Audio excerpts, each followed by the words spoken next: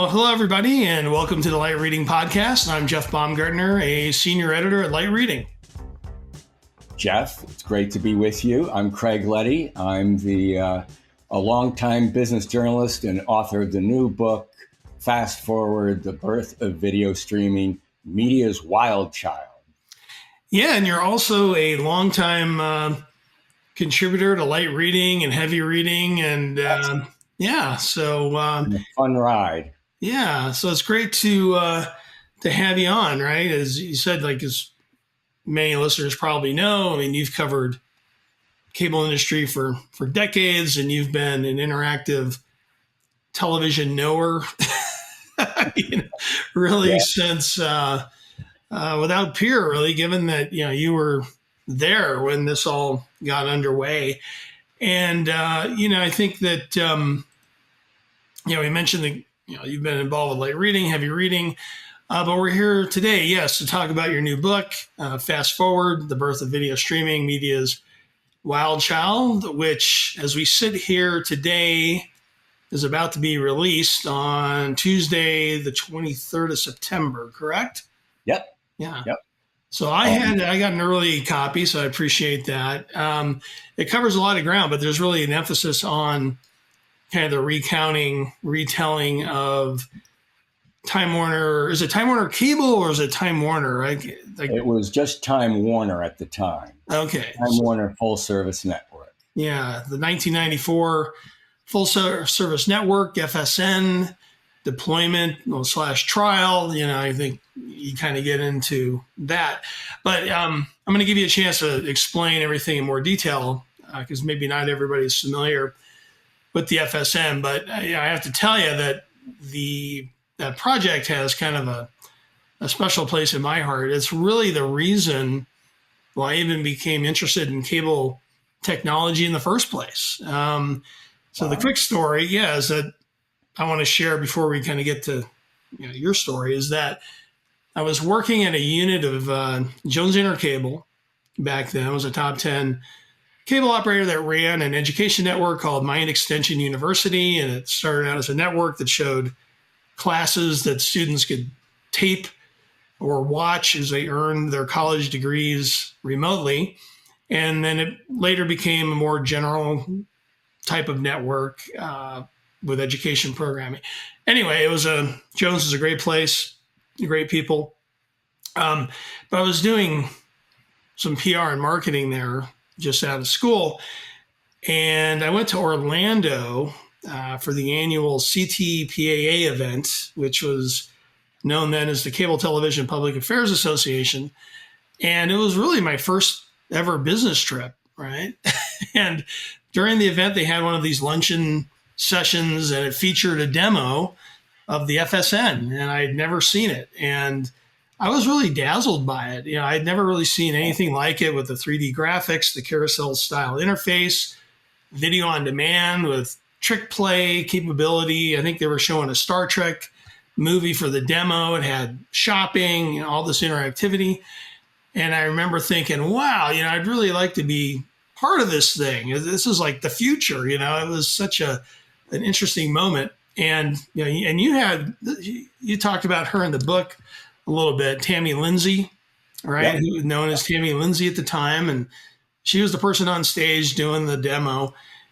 And I think I grabbed the press kit that they had laid out. And because I was probably too shy, at the time to introduce myself. So I basically went back home, I wrote a letter, probably threw my resume in there and said something to Tammy, said, oh, this is like an incredible thing that you did. And if there's an opportunity to be part of it, love to have that conversation. Never heard back, of course, but I was this young, naive person and wasn't really covering the industry. But, later on, there was a cable fax and so on, but didn't know anything about the costs and the questions about scalability and the things we're going to talk about. So anyway, like I said, the FSM was like this shining moment for me in the way. So when the book came out, I was really looking forward to learning about the project in a lot more detail, right? You had a lot of insight from people who were involved, talk about the good, the bad, the ugly. There was a lot going on, and but also everything that the FSN led to. So anyway, that's my long preface. So I'm going to shut up now, and Oh, this no, is about you. that's Um, great history. It really is. And, the project, in addition to having this technology that was ahead of its time, it's all the people who were behind it and touched by it and are still in the industry today. It's quite a legacy. yeah. And people went on and did, kind of took some of the things that kind of created the foundation for things like VOD and Yeah, digital compression that became a priority alongside broadband, which we can get into. But you were there at the very beginning. You're for the initial events and all the hype and everything that went into it. after that. Yeah, that was. So you recounted all that. So talk a little bit about the inspiration for the book, and how long it was in the works. Because, like you said, there's a lot of people who are involved. I mean, did they kind of nudge you to say, this would be a great story to put out there? No, I think the people who were involved actually kind of moved on, and the project eventually was dismissed as a failure, and so it was like kind of just pushed aside and in people's minds. And for me, I kind of chronicle in the book the whole advent of digital TV, starting with John Malone going to the 1992 cable Western cable show and announcing that TCI was going to embrace digital compression. And I take that as kind of the starting point in this race for digital dominance between cable companies and the telcos jumped in, and big computer companies, Bill Gates, and everybody was aiming at the television set.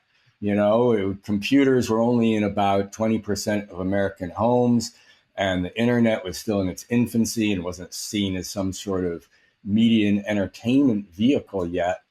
And so I was there for Malone's announcement, and then Time Warner stages this 4-hour press event, this big extravaganza to hype up this new thing, the full service network. And it's basically, if you look at it, they're like essentially going to create the internet themselves. It's going to be all sorts of soup to nuts on-demand services and interactive services, shopping and games and all this stuff. And it's all very ambitious. Like the biggest walled garden you'd ever see. Yeah. And so I was at that, and then I actually went to the launch event. I was part of a global press corps of 300 that went down there to Orlando and saw this incredible event. And then, I followed the whole progress, went down again, and then I did some freelance projects for Time Warner Cable.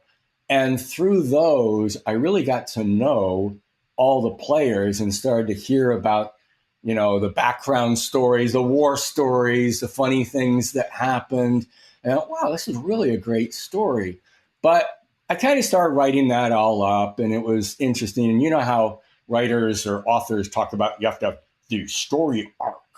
Well, there was no real full story arc. It was like a nice little history thing. And so I sort of shoved it aside. And then the pandemic came. I didn't write a word for 3 years because I was busy trying to save my business and learn how to look good on Zoom and that sort of thing. And then, two big things happened in the industry during that time. One is broadband subscriptions really rocketed because everybody needed to be connected to the internet. And streaming really took off. You probably remember during those days, you called up friends or relatives, and the first thing you asked is, how are you doing? And the second thing you'd ask is, what are you binging on Netflix? Right. Tiger King thing. Yeah, And Tiger King was huge at that time. Yeah, we were exactly, all trying to figure out how to eat our time at home. Yeah, right. yeah, So, you know, I started thinking back on this project and thinking, streaming's now taken off. Does anybody remember what happened there in December 1994 when we were all in this room? And it was a magical moment. It really was, to see a movie get ordered up and handled without a VCR, and to see all that happen. And so I thought it was time to really, really complete the arc of the story and also bring it up to today, and talk about some of the lessons that were learned along the way. right. Yeah, because you try to make the connection to the kind of the birth of streaming in a sense, with the FSN, and kind of where everything ended up, right? And I think in Right. the wild child in the book is kind of what the internet delivered streaming services that were eventually Right. spawned and kind of took over in a way. Yeah. Right, right. Disrupted everything. Yeah. It came in and flipped over the desks and threw erasers and shook everything up. Yeah. Yeah. So, but it was interesting because the FSN, they were kind of they had to invent a lot because nothing existed yet, right? And It's, Jeff, to this day, I look back, I've written about it. To this day, I look back and say, this was crazy. None of the hardware or software or there was no, off the shelf stuff to say, we're going to do this. There was no, developer community help desk, write all the code from scratch. And perhaps the craziest thing of all is, here they were tasked with inventing video on demand movies. They didn't have any digital movies. You had to have a movie in a digital format in order to stream it, right? They didn't even have any. Well, and the studios were not all that interested, right? Because they were protecting the home video business. Yeah. Right. Mm-hmm. So they were starting, several of the big studios were starting to digitize their movies, but that was mainly just to try to make them look better when they were shown on broadcast television. And so finally, the FSN developers got Warner Brothers, their brethren, to start giving up a couple movies that they could then, work with and create this whole video on demand system. Yeah, it was, and that system was not the most stable, right? And that was like when they were doing the live demo, you go into the story of the like pins and needles, and and you had some really great insights, and explained like the "Oh Jesus" switch, right? I mean, that was one thing in the book that made me laugh, but there was a good reason for it. Yeah. Yeah. So, if people read nothing else, you should read the launch event story, because it's just so crazy.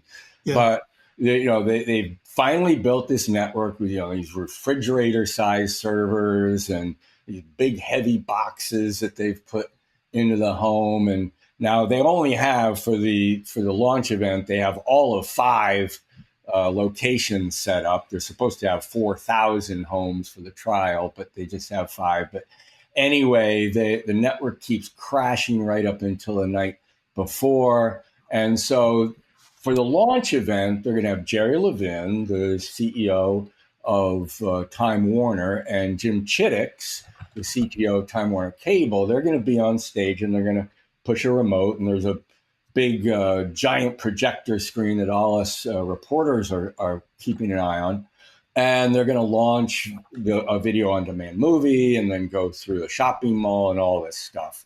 And so in order to make sure they weren't going out on the tight wire without a net, the developers, Lewis Williamson, who many might know, longtime engineer and pioneer in our industry, he set up this little switch, an AB switch, that if the network went down, it would switch to a backup. So John Callahan, who, again, many might know, he was a very irreverent person. became the CTO of Gary Lauder's Active Video and many other things. Yeah. So he was behind stage, kind of hidden off behind stage. And if he saw that the network was going to go down, he was to yell into his microphone, "Oh, Jesus!" And that was sent back to the NOC, the Network Operations Center, and they would throw the switch and go to the backup network. Now, if that failed, he was to yell, "Do the dance." And that meant that they would go to a complete demo that was on disk. Now, the reporters were supposed to be told of that, but if that happened, it's like, hey, by the way, who knows if that really was going to happen? Anyway, lo and behold, the network actually did hold up, and the "Oh Jesus" switch did not have to be switched. Oh, good. Okay, but it was there if needed. Yeah, and then it was there if needed. Yeah, and then the other thing is, I remember in the days of the FSN, there were a lot of stories outside the trades, of course, because it was very futuristic and everything. And there, like you said, there were not a lot of homes that had it. And there was one, you can talk about the Willards, right? This family, and they were like the media family, and their home was like invaded thousands of times. But explain who the Willards were. And I can't remember if you had a chance to speak to them recently to reflect. Like, do you remember this time when I did? They absolutely, even though they were inundated with reporters constantly, they really loved the experience. They were FSN's first family. And during the launch event, they were in the NOC and they played virtual gin rummy with Levin and Chittix. And then from there, they were like the number one demo house that people would go to. Now, remember, another craziness, Time Warner actually had built a 3,500 square foot modern home called the Home of the 21st Century. Sounds like an Epcot kind of thing. It was. Company, but yeah. They actually did it. They actually set up a kiosk at Epcot as well. Oh, but they really did. But the Home of the 21st Century was to show off FSN as well as all sorts of gadgetry. It was like a sharper image of the day. So it's so appropriate that it was in Orlando, where Disney World and all this stuff is, because it fit right in. Yeah, and it was interesting. Yeah, he had the Willard, like you said, the Willards didn't mind it, but yeah, they were like probably the most media trained family in the history of digital. But you're talking about gadgetry, and I was always intrigued by the FSN box that went in the home, the terminal. What was it called? What was the actual the home communications terminal? The HCT, and it was this Frankenstein mashup of a Silicon Graphics Inc. computer and a Scientific Atlanta set-top box. An analog box. There weren't any digital boxes yet. Right. It was an analog box. Yeah, they had an analog box attached to this big giant digital workstation. And, there's a picture of it in the book. For those who may remember the early VCRs, they were gigantic, right? This thing was even bigger. And it would, be prone to overheat. So they had to put a special little fan in the back. And they had to it was so heavy. They were worried that it might, crash right through people's shelves or whatever. So they actually had to go out and get special furniture to hold the thing up. And it did. It crashed all the time. They were constant people. That was for a long time. That was the big complaint, that, the boxes kept crashing and people would have to reboot them and all that stuff. So it took a long time, but they did reach a very high level of reliability. So you had all this wacky equipment that had to be invented from scratch. Well, and in fairness, the this device was essentially a prototype, yeah, because you're like you said, that's kind of a kludge. You're combining things, and it was really cheap too, wasn't it? Well, the estimates were that the first ones cost about $7,000 each, but Yeah, you that's can't build a business on that. right. So Time Warner eventually did say that they were $4,500 a piece in volume. That's still 15 to 20 times more than set tops back then Well, cost. and the target at the time, right, to make it a viable business digital was 300 was kind of the number, right? 300 was, who knows how that came about, but Yeah, 300 became this magical magic. number. Yeah. And remember, Bill Gates was telling John Malone he could deliver a $300 digital set top. And at the FSN launch event, Ed McCracken, the head of SGI, said, we'll have a $300 set top by the end of next year. No, it would Probably be flip some people. really hard, especially back then, to come Yeah. up with a $300 set top. Yeah, but it just seemed like when they were running the business numbers, like, hey, to make digital work, it's got to get down to that, and it's amazing. Right? It really did. I mean, eventually it did get down and even below that, but before the DVR and all that, it made them more expensive. But the thing you mentioned Malone earlier, and I kind of another thing I really enjoyed in the book was kind of how you juxtaposed a rivalry in a sense that formed between Time Warner Cable's vision for the FSN, and then Malone and his vision for the 500 channel universe. And then we talked a little bit about his DCT 5000 box, which was like his all singing, all dancing device. And, that thing just ended up collecting dust in the warehouse was was where the story was. But, it kind of, when you think about it and you get into it in the book, is it really spawned like this very long duopoly that emerged on set top and security, right? You had the SA platform and you had GI Motorola, and that lasted for a long time. So Yeah. yeah. So that was, I mean, it was like talk a little bit about how the visions of those companies were similar and how they differed. They all eventually coalesced around the same path forward. Yeah. It was really a difference in cultures. Time Warner was the largest media conglomerate in the world, and they were much more focused on the media product, the content. And TCI, and I'm not speaking for them.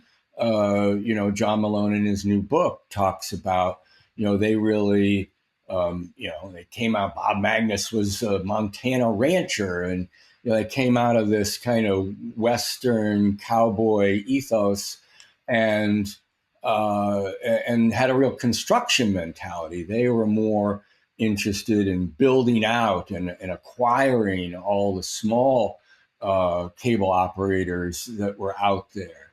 And as far as the digital boxes, TCI was more of a Motorola, GI, whatever at the time, environment. And those boxes, you could do, pass through a lot of video with the digital set-top box.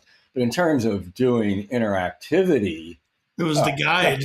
You put a guide in and you were done. There was no memory or processing. The SA environment, which was much more what Time Warner Cable had, was a little better, and then they tried many different ways to put interactive apps on those, but still it was limited. So the digital set top was a real boon for the industry. I mean, it provided far more channels in digital with better video and audio, and it did have enough to do video on demand and to set that all up, and it led to HD TV, eventually. So that was great. But in terms of being an interactive platform, it was like an albatross around the industry's neck that, once you were going to put those boxes in,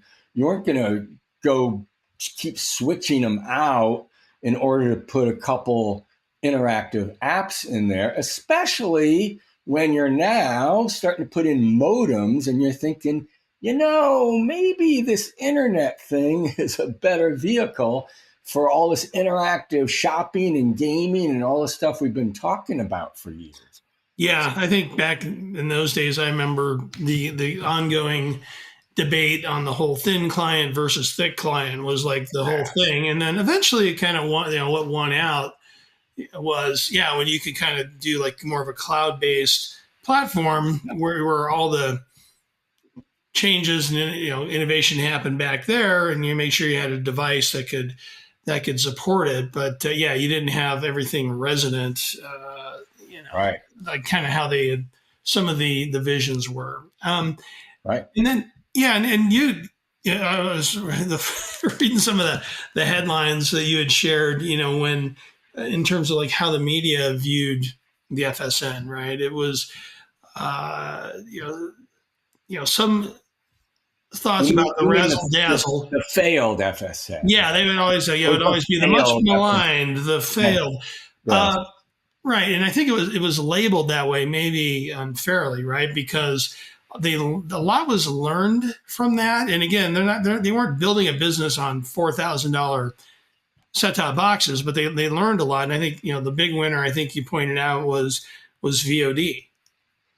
Yeah. I think it's fair for people to say it failed. I mean, it didn't last past 1997, and it didn't. And not in that exact form, but yeah. No. But one of the reasons why I think people looked at it as a failure was because it was so hyped up. I mean, Levin at the original press event said, he said, this isn't a trial. This is not a test. We're rolling this out. The company in an SEC filing said it was earmarking $5 billion to roll out FSNs across its footprint. That's $10 billion in today's dollars. So, so the things have been ratcheted up in people's minds. So when it disappeared, there's kind of a natural reaction. But so part of the reason for the reaction was their own doing. Part of the reason was their own doing. Yeah. It's a lesson for everybody. Don't be hyping up your services until you're sure they work and they're scalable and you can actually get them out there. Yeah, and we're talking like the day after Mark Zuckerberg got on stage and did his new glasses, and it sounded like that was a disaster. Not really ready for prime time, but I don't think he needed the "Oh Jesus" switch. I don't know how you're going to do that. Exactly. But so let's get into the technology now, because for your readers, I think when you look back at what a proving ground this was, it really was phenomenal that in this short amount of time, they really, they invented video on demand. Remarkable. The server client architecture, they kind of proved all that out. They proved out the ability to do that kind of virtual VCR, those remote trick play features, And here's, another just huge thing that had to happen back then is they had to utilize unicast delivery versus multicast. They had to figure out how you provision an on-demand order of a movie, deliver a single stream to that box, and then end the session. And all that was brand new, in addition to digital encoding and signal modulation. They were very early on proving out hybrid fiber coax HFC architecture. And then, everything on the screen, maybe they didn't have all the answers, but figuring out navigation. They had to invent a new TV remote. They had to have the buttons. On the interface that you talked about, that carousel, I think, was a really interesting idea. I mean, it's kind of cool looking, but The carousel was very cool looking. However, it became kind of like an impediment. It was like, all right, I'm tired of watching this thing come and spin up and all this stuff. Just get me to my content. So anyway, I just, it's also remarkable that they really did have to address and reimagine and redesign every part of the cable distribution process from delivery to user experience. yeah, and it kind of became So when people were saying, yeah, it's a failure and all that, Mike LaJoy, who then became CTO of Time Warner Cable and others, said, yeah. we don't care what it costs. It was worth it. If it had just been portrayed as a little R&D project, maybe people would have had a different reaction to it shutting down. But the engineer would always say that, money, Yeah. But I understand his point. Yeah. Yes. Yeah. True. And yes. The other thing that kind of came out of this era was the whole topic of like interactive TV became like this much maligned thing, right? Because it was like, and it was pretty hard to do, at these digital QAM platforms. Once IP came into it, obviously a lot better environment, a little more open, things were more mature.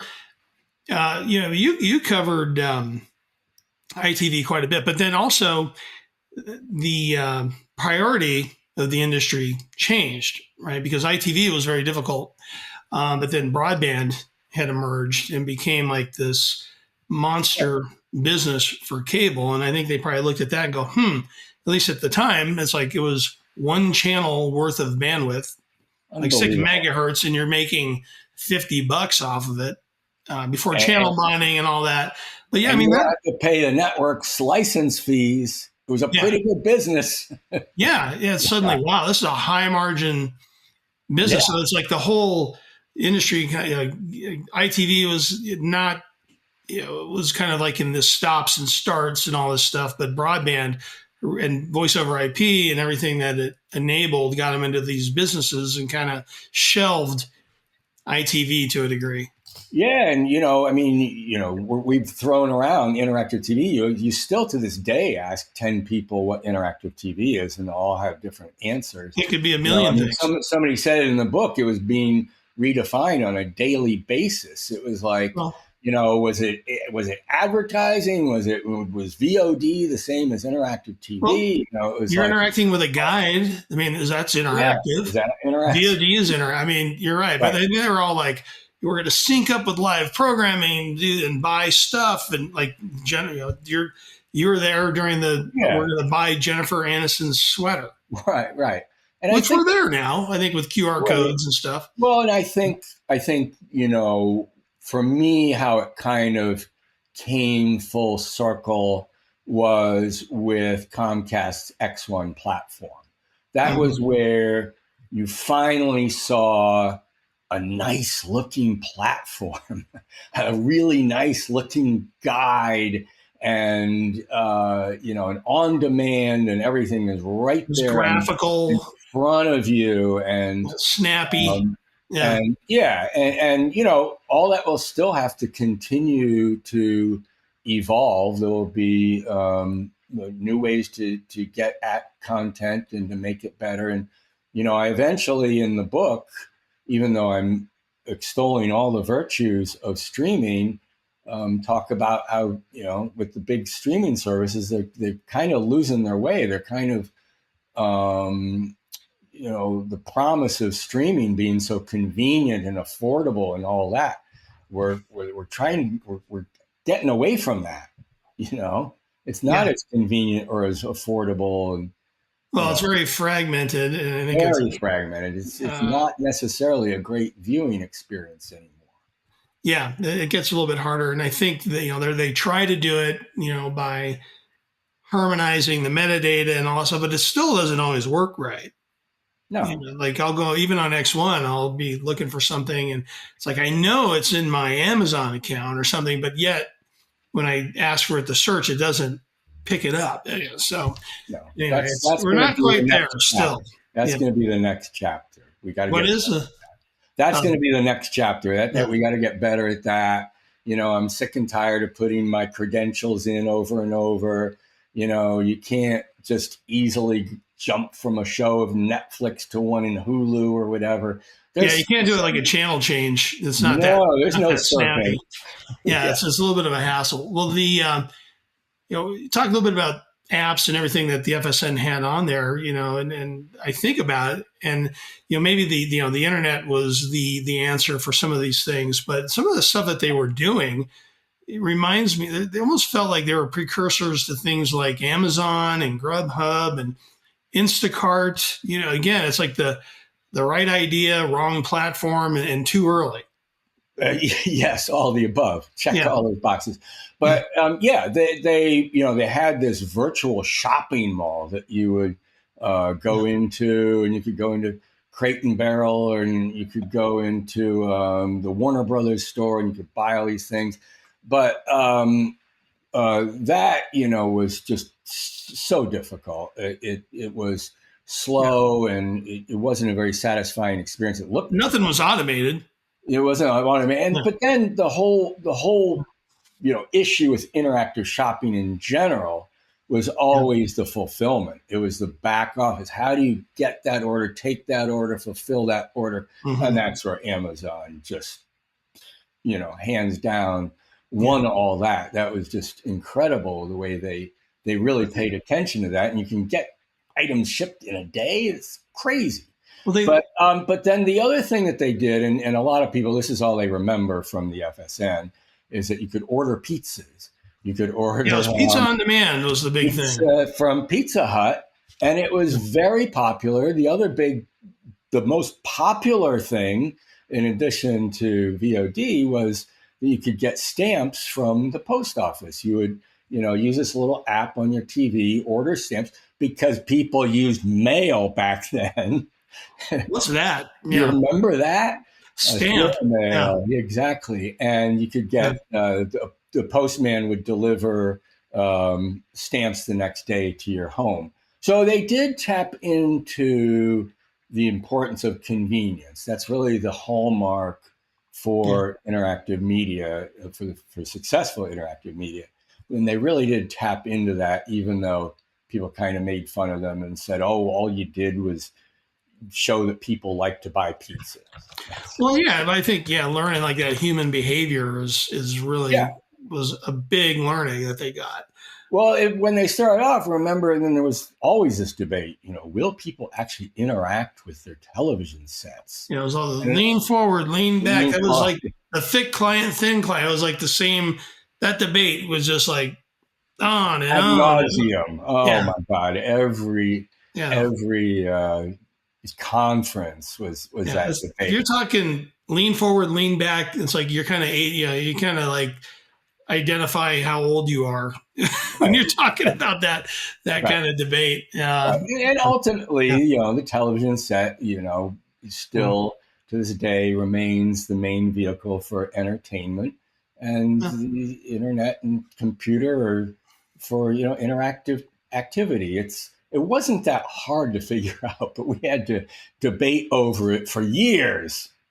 So, yeah. Well, and that debate will maybe never end. But, one thing I wanted to talk to you about was kind of the timing of all this. I mean, how crazy is the right word, but I mean, we've got 3 cable industry books all coming out at the same time. Yeah. We've got your book, you got Rusme and Stuart Schley with the birth of the cable modem, and then our friend and my old editor Mark Robichaux's role in the John Malone book, Born to be Wired.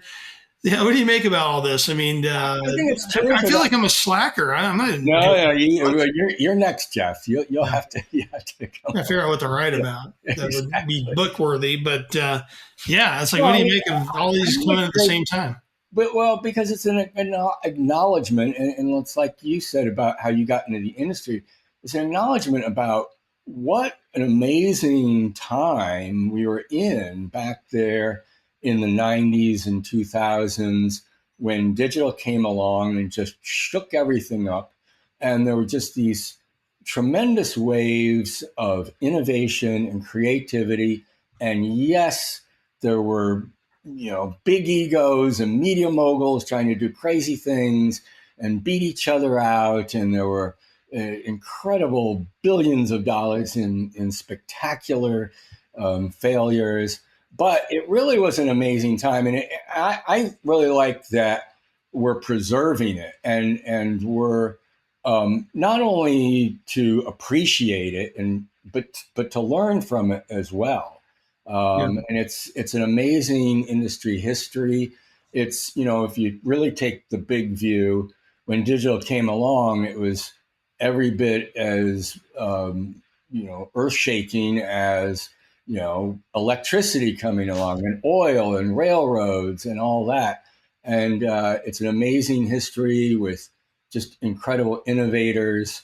And, and before we go, I just want to point out something else that, what I really tried to capture in the book was the human drama behind all this, because you had this group of unique people from different walks of life that were thrust together into this team to do, incredible things.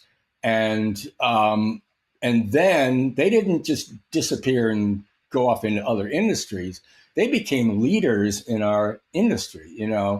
At Time Warner, you had Jim Chittix and Mike LaJoy and Mike Hayashi, Tom Feige and Jim Luddington, who was employee number one at FSM, Mario Vecchi and Lewis Williamson. And you had Yvette Canoff, who everybody knows, and if you don't, you better, who became a huge leader at Cisco and is now at JC2 Ventures.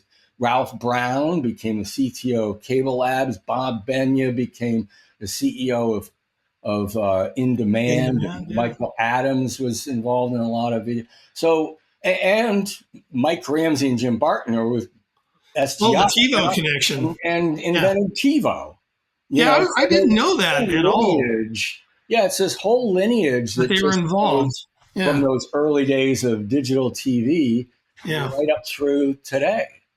Yeah. And FSN was kind of a linchpin in all of it.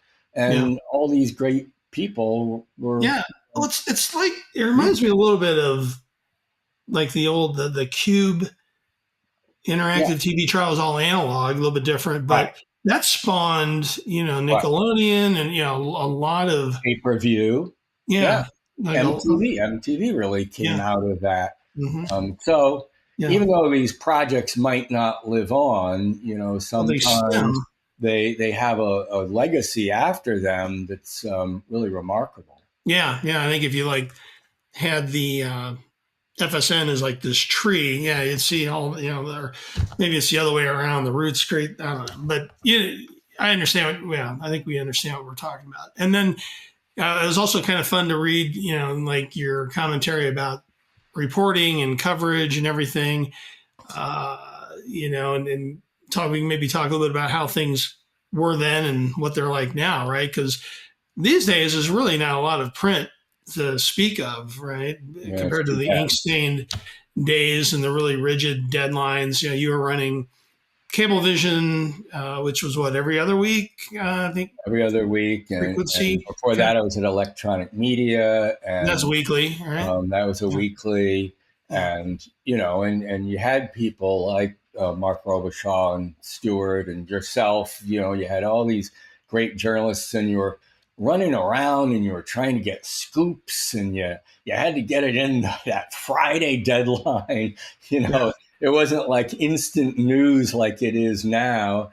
And, it was really a lot of fun, covering all this stuff. It was a blast. I remember the worst feeling, though, was like waking up Monday and you had like 8 pages to fill, and you're like, I don't really got a whole lot going on right now. How the hell am I going to do this? Start again. I know. It was very rigorous, very difficult at times. Yeah.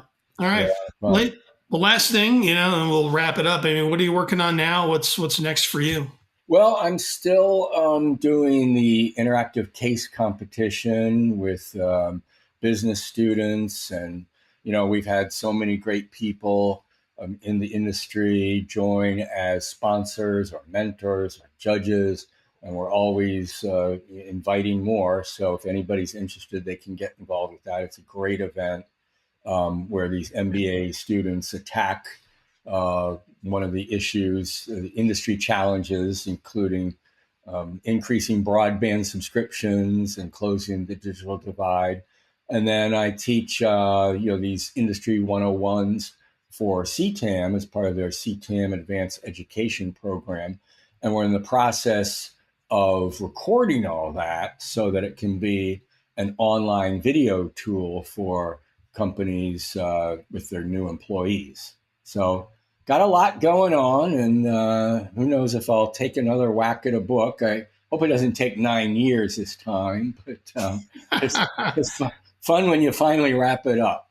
Yeah, I'll bet. Well, you're there now, so so I think that's where we're going to leave it for today, Craig. It was great to see you and catch up, and wish you the best with the book. And I think a lot of people are going to enjoy it, and I'm sure we're going to see each other down the road as well. So, all right. Thank you very much, Jeff. Really appreciate talking with you. Of course, absolutely. Thanks, Craig. All right, bye now. Bye.